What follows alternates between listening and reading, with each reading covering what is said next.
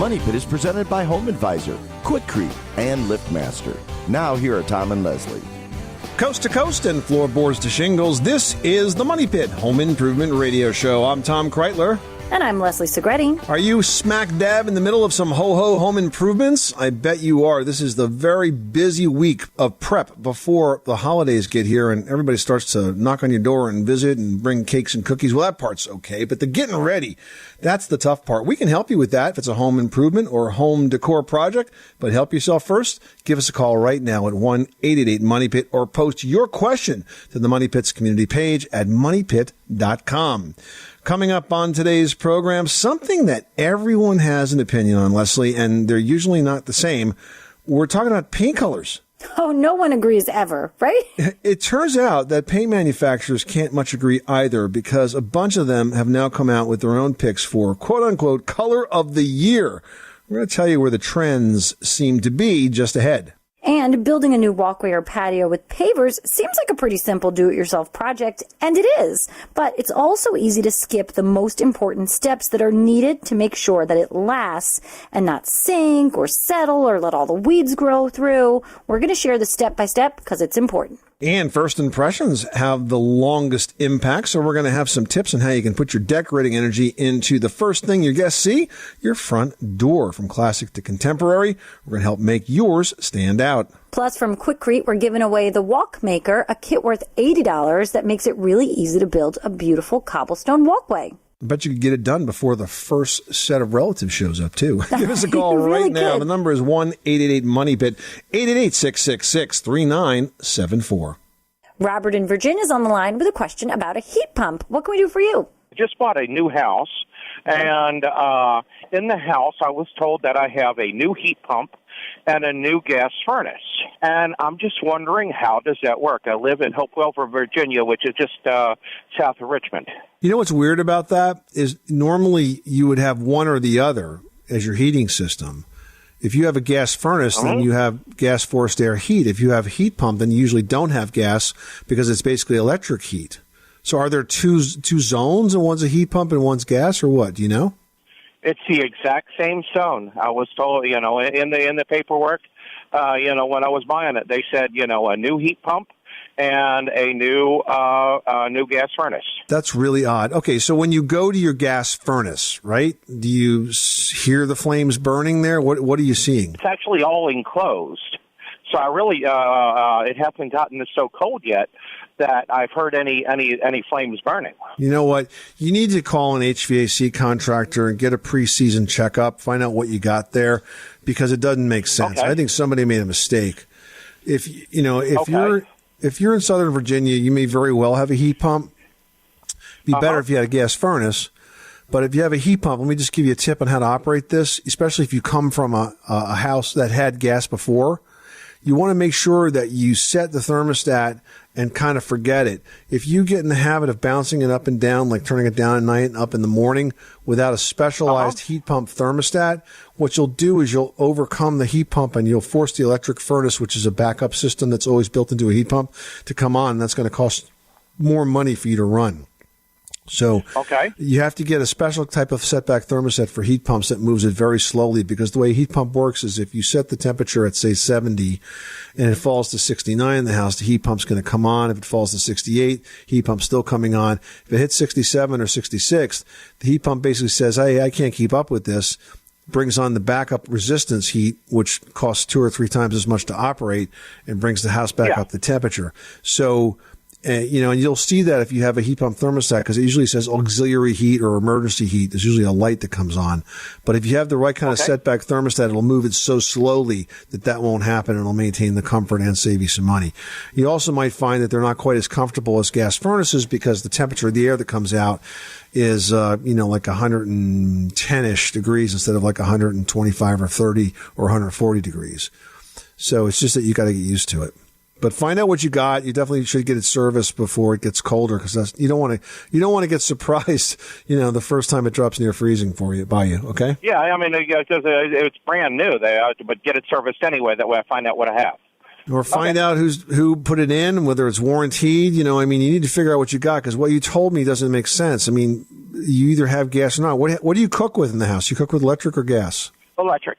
But I do have a gas water heater. Is it natural gas or propane? Natural gas, and it's also going to the furnace. Well, maybe you do have a gas furnace. You know, maybe the heat pump is the wrong part of the description. Maybe you just have a standard central air conditioner. Yeah, you need to figure out what you got.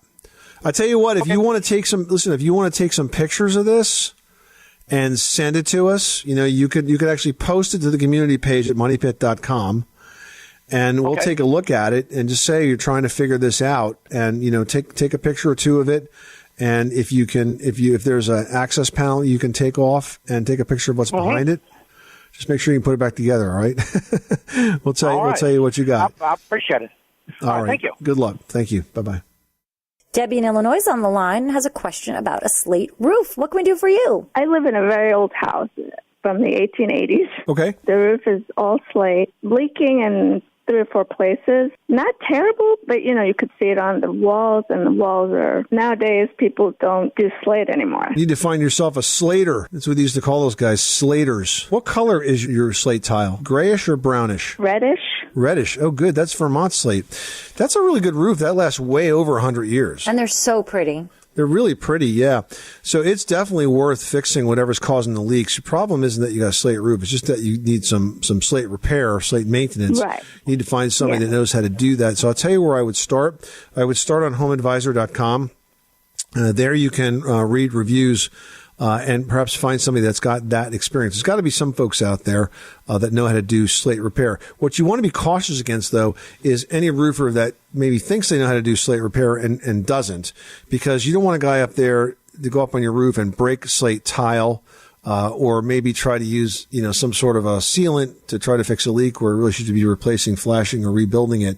And the other idea I have for you is if you can find out a building center in your area that sells the slate, I bet you they're going to know who's doing the work because they're going to be selling the slate to them all the time. The other thing, Debbie, is if you live in an incorporated village or your town, contact the building department and find out who applies for some sort of permits involving roofing and slate roofing, and they might be able to recommend a few people as well. You're going to have to work a little bit hard to find somebody, Debbie, but it's definitely worth preserving that roof. You know, there's 2 different types of slate. There's a gray slate called Bangor slate, and then the kind with the brownish tans is called Vermont slate, and it's a much better quality slate. So, you know, that roof can last 100, 150 years or more. Right. Okay. Thank you so much. All right. Good luck. Thanks so much for calling us at 888-MONEY-PIT. You know what I hate about Leslie, folks that have roofs like that is sometimes it's just so hard to find people that they give up and they end up just having it all torn off and putting on a asphalt shingle roof, which is just such a sin when you have such a beautiful You know, it's funny. roof. We grew up in a Tudor home that had a slate roof, and I remember, you know, this has got to be in the 80s. There was some issues with the roofing, and my parents got some consultants over, you know, a couple of roofers to give them their ideas on the cost of the repairs, and all of the slate repairs, those, you know, proposals were thousands upon thousands of dollars. And then my dad opens one and say it was, you know, whatever the price was at that point, say it was $1,000. And my dad's like, why is this one so low? And I remember it said, oh, we're going to get rid of the slate and put on an asphalt shingle roof. They were like, no. But it's funny, you know, that seems to be a solution. You are listening to The Money Pit, presented by HomeAdvisor.com, where you can find top-rated home pros you can trust. Give us a call with your question at 888-MONEY-PIT or post it to the community section at MoneyPit.com. Just ahead, do you have a favorite paint color? Well, find out if you're trendy or not when we reveal the 2018 Colors of the Year. Yes, there's actually more than one, and we'll share those tips next. You live in a money pit.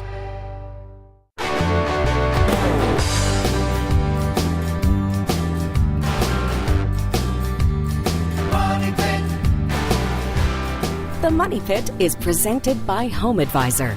Find trusted home improvement pros for any project at HomeAdvisor.com. Making good homes better. This is the Money Pit Home Improvement Radio Show. I'm Tom Kreitler. And I'm Leslie Segretti. Pick up the phone, give us a call right now with your how-to dilemma, perhaps a decor project that you're working on this holiday season. We'd love to chat with you about that, or perhaps a project you're thinking about tackling in the new year. Give us a call at 1-888-MONEY-PIT, presented by Home Advisor. And hey, if you reach out now by phone or community, you might just win everything you need to get a head start on building a patio or walkway next spring, because from Quikrete, we're giving away the Walkmaker Building Form prize pack worth $80. Yep, the Walkmaker is a reusable plastic mold in a cobblestone pattern, so it's pretty much a fun, easy, and simple way to make a concrete walkway or a patio. You basically lay down the mold, you fill each portion of the mold with a bag of Quikrete crack-resistant concrete mix, trowel the finish, remove the mold, and you're good to go. You can even use a stain to color them. Quikrete has some products that do that, so you can pretty much have this come out any way you would like. Just one of the great products from our friends at Quikrete. Going out to one listener drawn at random. Make that you. The number again is 1-888-MONEY-PIT. Let's get back to the phones. Martin in North Carolina is on the line with an insulation question. How can we help you? I have a ranch-style house, one-floor ranch. And underneath it, it's cleaned up real good, and we have plastic all around the edges, about a 10-foot roll of plastic. So that leaves the center part still exposed to moisture. We listen to your program often. My wife tells me that we should have plastic all over the ground underneath the house. Your wife is correct. Yes, you should have a vapor barrier across all that surface. That's what the builders say around here, but I've heard that if you do not allow some moisture, your floorboards, in our situations, oak flooring, it will separate and have little cracks. You're never going to have that dry of a crawl space, my friend. There's always going to be humidity and moisture that's in the air, but you want to, right now you have all the water that's in the soil that's going to come up and add to that humidity. You can never dry out that crawl space so much that you'll have any issues with cracked floorboards, trust me. So, I get, sometimes these rumors are based in a little bit of truth, but there's just no way you're going to make it that tight. So I would get some additional plastic, visqueen, some plastic sheeting, lay it down so that the entire floor surface, entire dirt surface is covered. Make sure your vents are open so that you will get some air in from the outside, but you're going to get plenty of moisture in that house. You just won't get as much. You won't get so much that it's going to impact the insulation and give you mold problems, okay? Now, you're saying that our vent should be open. Yeah, the vents should be open for about 9 or 10 months of the year. If you want to close them during, maybe December to January when it's really, really cold, that's okay. But those vents should be open because that lets some of the drier ambient air from the outside get into the crawl space and take away some of the moisture as well. That's what crawl spaces we've been have having vents. them closed now too long then, yeah. Yeah, no, you can't seal it up. I'm glad you told me that. That's a big help. All right, well, good luck with that project. Thank you so much. Well, this is the time of year where every budding industry fortune teller likes to make those predictions for 2018. And, home improvement is no exception. Paint manufacturers, they're out right now telling their picks for color of the year. But here's the funny thing. All of the paint manufacturers, they're all different, right? And I mean, really, they're a lot different. So first up, Behr. They've announced its first ever color of the year, and it's called In the Moment. It's kind of a bluish green hue, and I think it really gives everybody the signal to kind of relax and disconnect. And they're saying it creates a serene backdrop to unwind and recharge. And it's actually a beautiful color. Yeah, it's a great looking walls there. And I'll tell you what, Olympic is out now. This one gets me, Leslie, because their color of the year is called Black Magic. But it's not black at all. Well, they explain it as an often misunderstood neutral. This shade of black aims to contradict the soft grays and bluish pinks that are trending in 2017. I don't think of black as having shades of black. You know what I mean? Everything else you have shades of, but black is black. Maybe it's just a guy thing, but I don't see black as having shades. But apparently I'm wrong because Olympic thought it's so important to make black their color of the year. Well, it's interesting because when I look at black paint swatches, I see black as, this one has a lot more brown or this one tends to have a lot more blue. I mean, there are certain black paint colors that really do read much more black. And so I think they've made a good choice. Now, the next one is Benjamin Moore, and they've gone completely in the opposite direction. They've picked a color called Caliente. That's their choice for 2018, and it is a strong, radiant, full of energy red hue. I mean, it's really as different as it comes from everybody else. Pretty much. Kind of looks like the red carpets of red carpet Oscar nights and that sort of thing, right? Oh, yeah, it's a nice red. It's got like a blue base to it. It's very nice. Now, Dunn Edwards is out. They've also elected a greenish, grayish, sort of bluish greenish paint called the Green Hour. It's a lot of issues. It's like the grayed, bluish, greenish. It has dual personalities. I think that's probably a good description for it.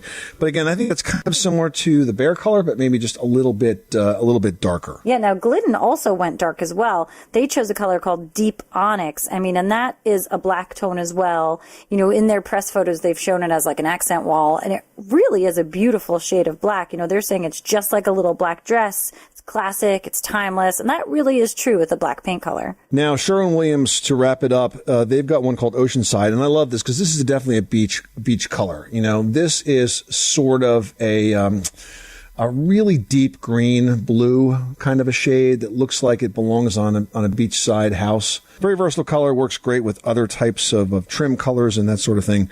So I think there's a lot of variation here, though. That's what's kind of funny about this color of the year business. You got the blues and the greens and the blues and the greens and the grays. You got one brownish, and then you got one that is really sort of beachy more than anything else. But every single paint manufacturer has chosen a different color of the year. What is your favorite color? Have you had some color disasters? Did you buy some paint off a little color chip and got home, put it on your walls, and didn't work out so well? We'd love to hear about those experiences and take your home improvement or decor questions. So let's get back to the phones. 1-888-MONEY-PIT. Paula in Ohio is on the line. Paula, what can we do for you today? Me and my husband have an older house. It was built like in 1950. And the woodwork through the whole house, it's all interconnected, the door frames, everything. And we want to sell the house, so we're trying to find what would be the best and the cheapest solution to fixing that woodwork without having to replace it all. So what's going on with the woodwork? Is it just worn? Is it just heavily painted? I mean, what exactly is your problem with your woodwork? Yeah, it's worn. It's like, I think somebody that lived there before us had a dog, so some of it's been chewed on, and it's like we would replace. You can't replace parts of it because you can't get the stain to match, and we don't really know what to do to make it look better to get it ready to sell. So is this molding kind of like fancy molding in terms of if you were to fill in some of the grooves and the digs in it, could you paint it and have it look halfway decent, or do you think you have to replace it? I think some of it we'd have to replace it. Okay. Well, I mean, I think that's kind of what you're up against. If it's painted now, you're going to probably want to replace it with a paint grade molding. And I think if the areas that are really damaged, you mentioned dog damage, even if it's chewed on, then you may just want to pull that piece off and replace it. But, I mean, a coat of paint can do wonders with something like that. I don't know if there's a way to kind of decorate around it, and it would be an awful lot of work to replace all that trim. Certainly a possibility, but it's a big job to pull all that trim off and replace it. So I think all you can really hope to do at this point is to clean it up, prime it, because that will give you a better paint finish. And then just put a top coat of paint on it and kind of call it a day. Leslie, do you have any other suggestions, or do you think that's about it? No, I really think, priming it and painting it really is the best solution, because once you get into replacing all of the trim work, I mean, first of all, it's a tremendous expense and it's a lot of work, and you end up cutting and mitering, and it can be more complicated, whereas paint is a simple fix for now. At least you can start there and see if it's something that you like and can, live with and work with decor-wise. And if not, then you can at least explore the future options. Okay. Great. Does that help you out? That helps me out a lot. All right, thanks so much for calling the Money Pit. Hey, building a new walkway or patio with pavers seems like a pretty simple do-it-yourself project, and it is, but it's also really easy to forget all about those super important steps in the beginning, which will really make sure that it lasts. Stick around, we'll tell you how to do it. On the Money Pit Radio Show, pick up the telephone, fix up your home sweet home by calling 888-MONEY.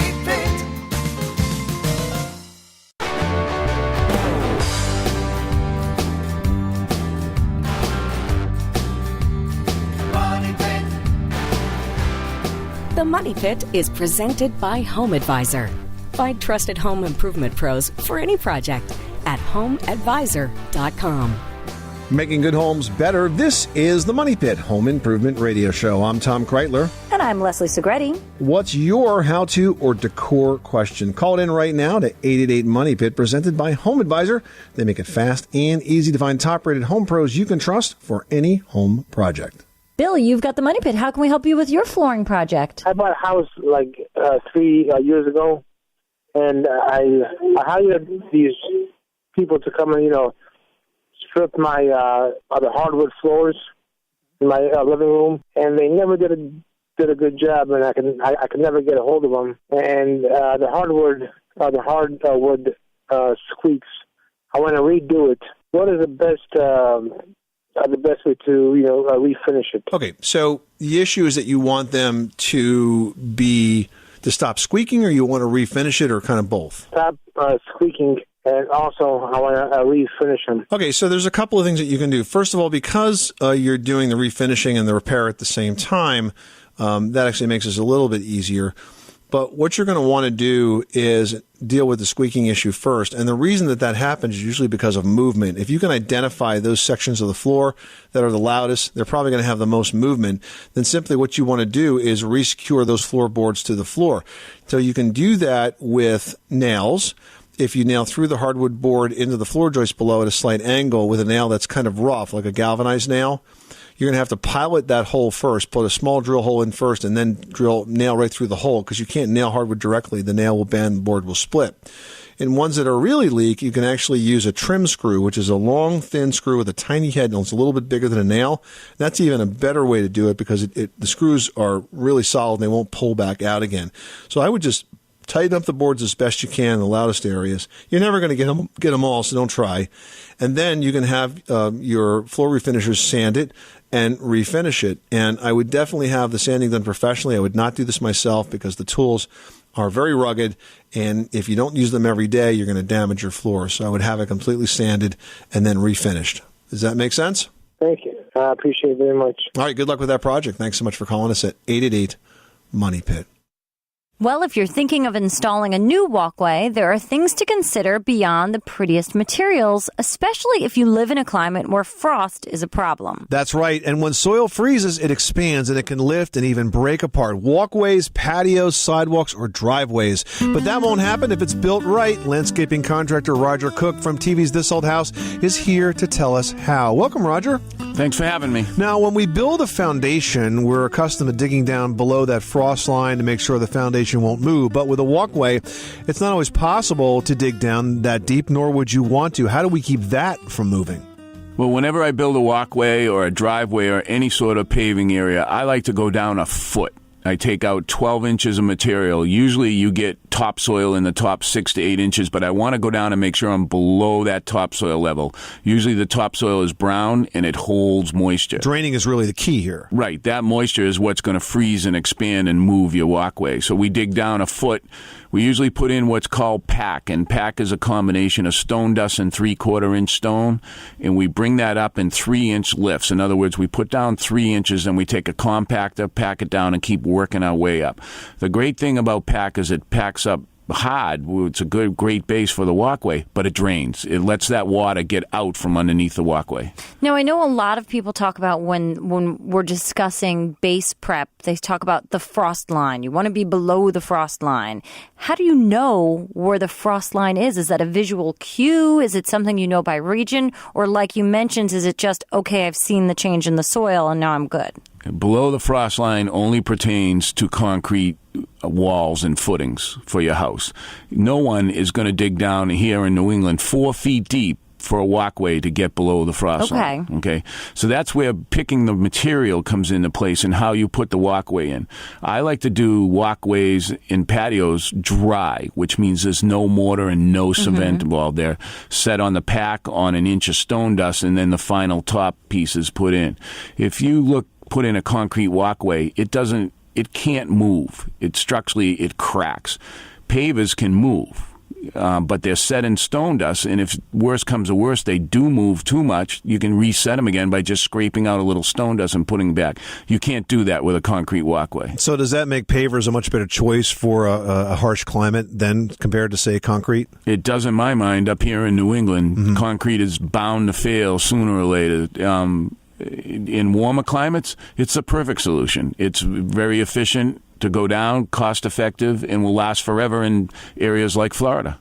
Now, what about sealers once the project is done? Do you think it's a good idea to put some sort of a sealer on a paver? Does that actually help slow down the absorption of water, or does it let the water in and trap it? No, it definitely helps keep water from getting in. But what I tell everyone is to take a couple of bricks, seal them first, and see if you like the look, because it's a total different look. It tends to be like the pavers are wet or shiny. Oh, so, it gives it almost a gloss. Right. So make sure you look at some before you do the whole walkway and then decide you don't like the look. Mm-hmm. And there is a reapplication thing. It isn't one application lasts forever. So there is some maintenance involved. It has to be repeated from time to time. Right. Exactly. Good advice. Roger Cook from TV's This Old House. He's a guy that knows how to build it once, build it right, so you really don't have to build it over and over and over again. Thanks so much for stopping by the Money Pit. It's my pleasure. All right, you can catch the current season of This Old House and Ask This Old House on PBS. For your local listings, visit thisoldhouse.com. And This Old House is brought to you on PBS by Marvin Windows and Doors. Still ahead, are you short on time this season? Well, we've got one decorating idea that packs the most punch. We'll tell you all about it when the Money Pit returns after this. You live in a money pit.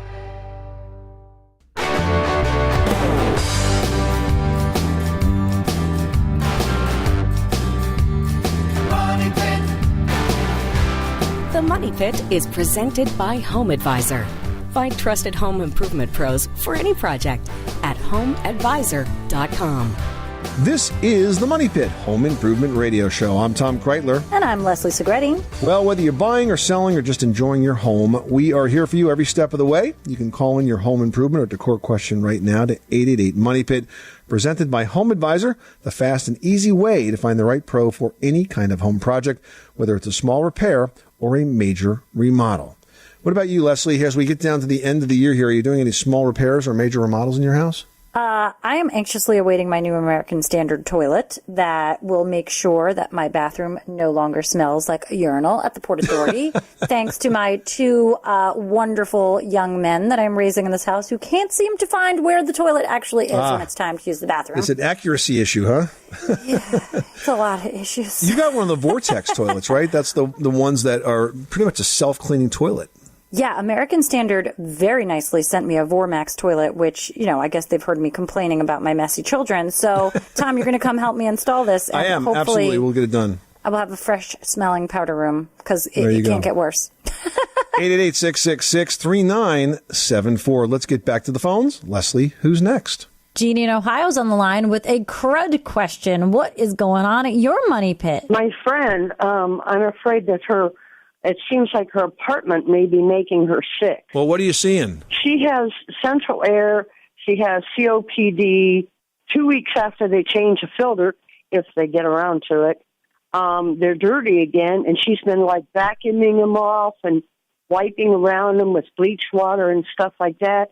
And she said out of the vents also there's a brown something or the other that she doesn't know what it is, and I don't know. She doesn't know if it might be mold. She has an apartment or she has a house? What kind of a place is it? 1-bedroom apartment. She lives with her son. She's in her late 50s and he's in his early 30s. Right. And it's a forced air heating and cooling system, so it's gas-fired or what? Yes. Okay. So, obviously, the landlord needs to address this. And what I would tell you to do first would be to have somebody look at the duct system and really look at the apartment for sources of mold. The problem is that landlords aren't motivated to find mold because that means they got to fix it up. But a good mold inspector could detect it. It's hard to figure out what's coming out of these ducts, and certainly the filter needs to be changed on a regular basis. And if you have a better quality filter, this filter comes with a wide range of qualities. But if you have a good quality filter, that's going to do a pretty good job of trapping most of this. But you shouldn't be seeing a constant source of substance coming out of those ducts unless, they're dirty and need to be cleaned. So that's kind of one thing that comes to mind. You say that the house might be making her sick. Does she get better when she leaves the place, or does she just not leave it? Is she there all the time? It seems, she's been in the hospital a couple times with bronchitis and other kinds of stuff that are breathing. I think I told you she has COPD. Well, no, obviously there could be a lot of things that are causing her distress, but I think eliminating the apartment as one of them would at least make her feel better. I would have it inspected thoroughly by perhaps a home inspector or a mold professional to look for signs of it, because there are a lot of different places in a house where air quality can be impacted. carpets can hide dust mites and allergens, and different types of molds can form under appliances. There's just a lot of places.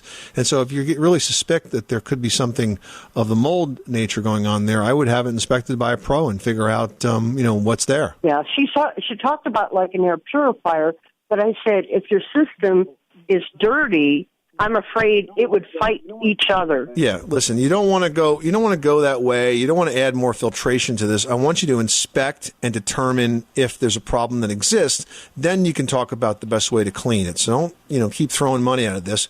Get the information, figure out what's going on, or maybe not going on, and then you can put your mind to rest. Yes, having a good quality filter in your HVAC system is important. There's a website, by the way, called filtereasy.com that I like because you can sign up for a subscription service for filters. They end up being less expensive than they are in the store, and you just sign up once, and then they'll send you a new filter like on whatever frequency you need, probably every about 3 months. And when it shows up, you just pop it in, so it'll always be clean. You mentioned that she was always vacuuming. If you don't have a HEPA vacuum, one that is a high efficiency vacuum, you could be redistributing that dust to the air. So there's just a lot of ways that the air could be contaminated, and you really need to look at this holistically, not just at one duct at a time. Does that make sense? Yeah, the filterwhat.com? Filtereasy.com. Filtereasy.com. Yeah, check it out. It's a great way to make sure your filters are always replaced when they should be. Thank you so much. Well, are you short on time and wondering what to decorate? Well, going with the thing guests remember most, or certainly see first, your front door, is a good step. Yeah, it's really the first thing that your guests see. It's your door and, quite frankly, the whole entryway. And that really does leave a big impression on anybody who comes into your home. Now, you can easily dress up the door for the season with a simple classic Christmas wreath, even silver bells or glass ornaments. Traditional is in. It's really fun to go retro. We do the sleigh bell thing. We have the sleigh bells are hanging on the front door. And, whenever somebody comes or goes, they jingle, and it reminds us that we're in the season. So it doesn't have to be expensive or complicated either. Yeah, no, it really is lovely to do that. Now, another easy holiday update is to actually wrap your door in decorative paper. And this is especially popular in a house with kids. If you just crisscross the wrapped door in a wide ribbon, it really resembles a huge gift-wrapped package. Now, don't do this if you don't have any side lights and you can't see out the front door or who's there. Only do it if you have another way to check out what's going on outside. Now, once the door is set, you can extend those holiday touches to your entryway, too. You might want to set out some pots that are planted with seasonal greens, or you can add some holiday welcome mats, maybe some vases and dishes full of pine cones or greens. Pretty easy to decorate that front space so that when folks come up to your door, enter right into your foyer, they have a great first impression.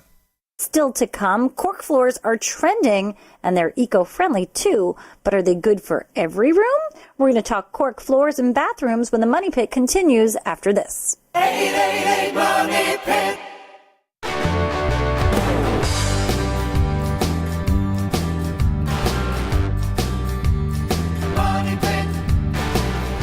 The Money Pit is brought to you by ADT. Home isn't just a place, it's a feeling. The feeling that you're safe to enjoy the things that matter most. ADT lets you take that feeling with you. Learn more at ADT.com. ADT. Home safe home.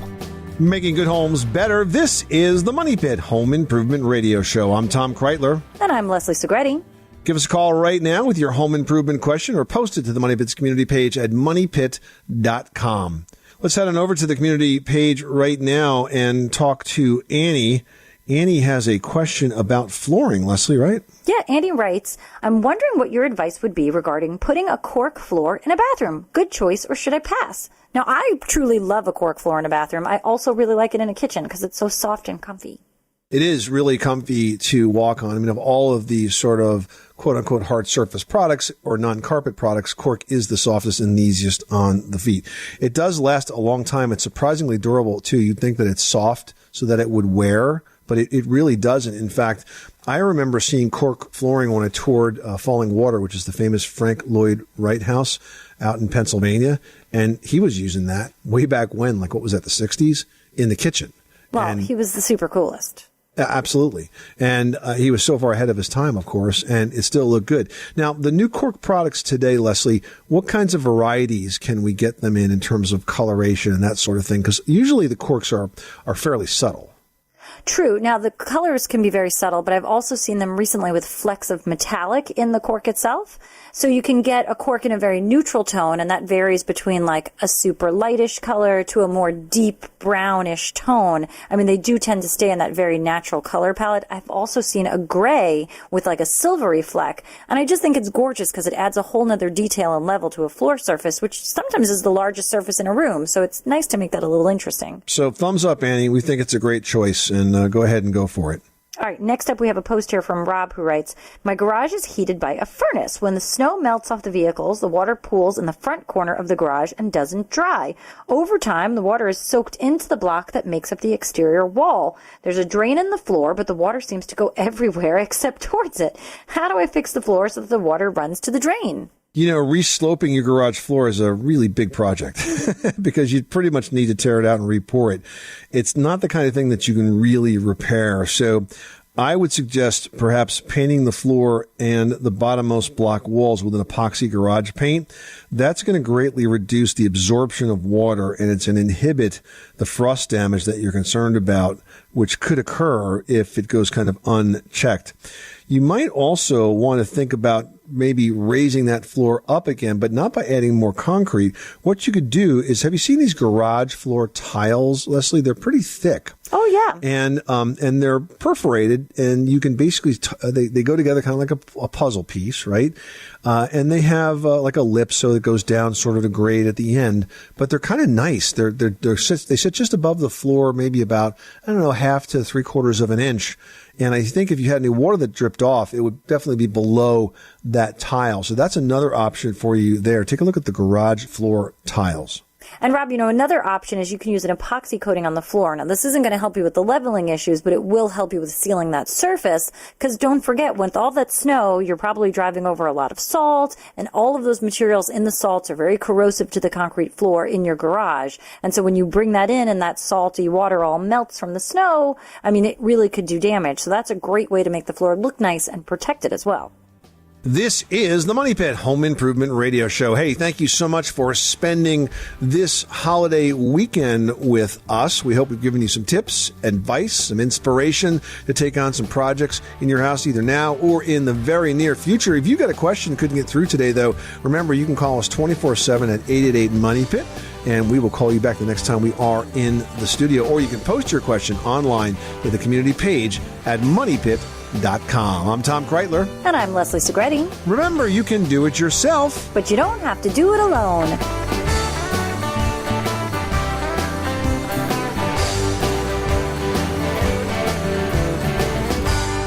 You live in a money pit.